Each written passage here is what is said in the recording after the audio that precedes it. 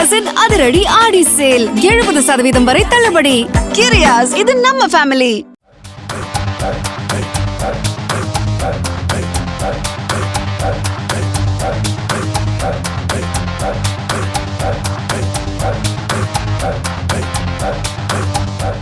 கனமழை மற்றும் வெள்ளப்பெருக்கு காரணமாக மீட்பு மற்றும் நிவாரணப் பணிகளை தீவிரப்படுத்தும் நோக்கில் அரக்கோணம் அடுத்த நகரிக்குப்பத்தில் உள்ள தேசிய பேரிடர் மீட்பு படை மையத்தில் இருந்து 2 குழுக்கள் கேரளாவுக்கு அனுப்பப்பட்டுள்ளன.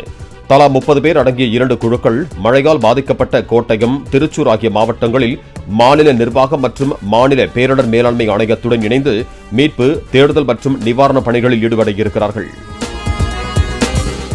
கிரியாஸின் அதிரடி ஆடி சேல் 70% வரை தள்ளுபடி.